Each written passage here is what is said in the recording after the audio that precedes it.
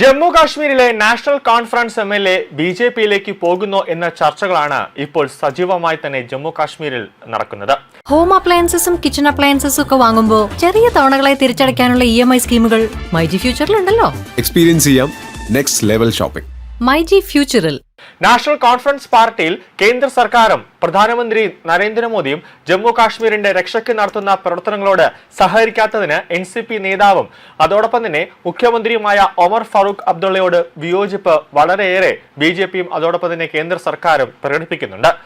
BJP Jammu കാശ്മീരിൽ എന്തെങ്കിലും തരത്തിലുള്ള ഒരു പ്രവർത്തനങ്ങൾ കൊണ്ടുവരുമ്പോൾ ഒമർ അബ്ദുള്ള അതിനെല്ലാം ഇടങ്കോലിടുന്ന ഒരു രീതിയിലേക്കാണ് ഒമർ അബ്ദുള്ള ഇപ്പോഴും കാണിച്ചുകൊണ്ടിരിക്കുന്നത്. ഇത് വലിയ രീതിയിൽ തന്നെ കേന്ദ്ര സർക്കാർ പല പ്രാവശ്യം നീരസം പ്രകടിപ്പിച്ചതാണ്.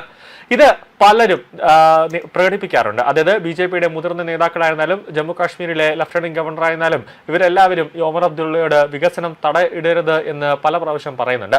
ഈ സാഹചര്യത്തിൽ ഒമർ അബ്ദുള്ള തന്നെയാണ് ഈ വിവരം പരസ്യമായി തന്നെ പറഞ്ഞത്. എന്നാൽ BJPക്കാർ NCMLA വശീകരിക്കാൻ ശ്രമിക്കുന്നുവെന്നായിരുന്നു പ്രസ്താവന. ഇതിനെതിരെ BJP ശക്തമായി പ്രതികരിച്ച് രംഗത്ത് വന്നിട്ടുണ്ട്.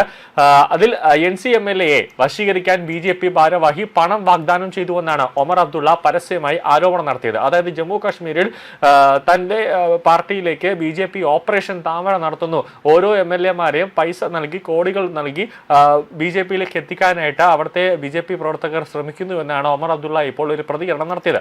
ഇതിനെതിരെ ജമ്മു കാശ്മീർ BJP രൂക്ഷമായ ഭാഷയിലാണ് പ്രതികരിച്ചത്. പ്രസ്താവന അടിസ്ഥാനരഹിതവും ഉത്തരവാദിത്തമില്ലാത്തതും രാഷ്ട്രീയ പ്രേരിതവുമാണെന്ന് BJPക്കാർ പറയുകയാണ്. BJPയുടെ മീഡിയ ഇൻചാർജ് ഡോക്ടർ പർദീപ് മഹോത്ര, വക്താവ് ഡോക്ടർ ഹരിദത്ത് ശിശു എന്നിവർക്കൊപ്പം ജമ്മുവിലെ പാർട്ടി ആസ്ഥാനത്ത് നടന്ന പത്രസമ്മേളനത്തിൽ മുതിർന്ന BJP നേതാവും ഉധംപൂർ ഈസ്റ്റ് MLA-മായ അഡ്വക്കേറ്റ് RS പഠാനിയാണ് ഇക്കാര്യം വ്യക്തമായി പറഞ്ഞത്.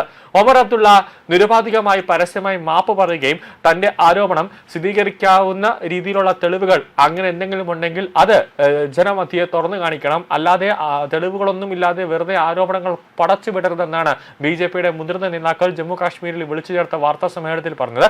നമ്മൾ ആരും ഒരു ഓപ്പറേഷൻ താമരയോ അല്ലെങ്കിൽ മറ്റ് MLA-മാർക്ക്, അതായത് പ്രതിപക്ഷത്തിരിക്കുന്ന മറ്റ് MLA-മാർക്കൊന്നും തന്നെ നമ്മൾ പൈസ നൽകി BJPയിലേക്ക് കൊണ്ടുവരാനൊന്നും ശ്രമിച്ചിട്ടില്ല.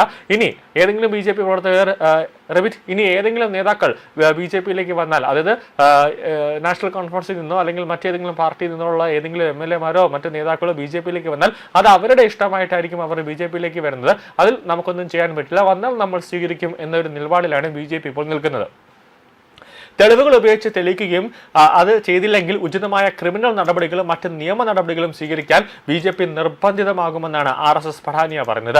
ഒരു MLA-ക്ക് കൈക്കൂലി നൽകാൻ ഇത്രയും ഗുരുതരമായ ശ്രമം നടന്നിട്ടുണ്ടെങ്കിൽ ആരോപണ വിധേയനായ വ്യക്തിയോ മുഖ്യമന്ത്രിയോ ഇക്കാര്യം ജമ്മു കാശ്മീർ പോലീസിനെയോ അഴിമതി വിരുദ്ധ ബ്യൂറോയ്ക്കോ അല്ലെങ്കിൽ മറ്റേതെങ്കിലും കഴിവുള്ള അന്വേഷണ ഏജൻസിക്കോ റിപ്പോർട്ട് ചെയ്യാത്തത് എന്തുകൊണ്ടാണെന്ന് പഠാനിയ ചോദിക്കുന്നുണ്ട്. അടിസ്ഥാനപരമായ ചോദ്യങ്ങൾക്ക് ഉത്തരം നൽകാൻ പഠാനിയ ഒമർ അബ്ദുള്ളയോട് ആവശ്യപ്പെട്ടിട്ടുണ്ട്. ഏത് BJP ഭാരവാഹിയാണ് ഇതിൽ ഉൾപ്പെട്ടത്? ആ BJPയുടെ പേര് പറയാൻ ഒമർ അബ്ദുള്ള നിർബന്ധിതമാണ്. ഒമർ അബ്ദുള്ള ആ പേര് പറയണമെന്നാണ് പഠാനിയ വാർത്താ സമ്മേളനത്തിൽ പറഞ്ഞത്. ഏത് NC നിയമസഭാ അംഗത്തെയാണ് BJP സമീപിച്ചത് എന്നും ഒമർ അബ്ദുള്ള പറയണം. അതായത് രണ്ട് കാര്യം ഒമർ അബ്ദുള്ള പറയണമെന്നാണ് BJP പറയുന്നത്. ഒന്ന്, ഏത് BJP പ്രവർത്തകനാണ് നാഷണൽ കോൺഫറൻസിൽ നിന്നുള്ള ഒരു MLA BJPയിലേക്ക് എത്തിക്കാനായിട്ട് പണം വാഗ്ദാനം ചെയ്തത് എങ്കിൽ ആ MLA ആരാണ് എന്നുകൂടി പറയണമെന്നാണ് പഠാനിയ വാർത്താ സമ്മേളനത്തിൽ പറഞ്ഞത്. ഒമർ പറഞ്ഞത് ഇതാണ്, അതായത് പണത്തിന്റെയും വ്യാജ വാഗ്ദാനങ്ങളുടെയും സഹായത്തോടെ നാഷണൽ കോൺഫറൻസിൽ പിളപ്പ് സൃഷ്ടിച്ച് തന്റെ സർക്കാരിനെ അസ്ഥിരപ്പെടുത്താൻ ചിലർ ശ്രമിക്കുകയാണെന്നാണ് ഒമർ അബ്ദുള്ള ആരോപിച്ചത്.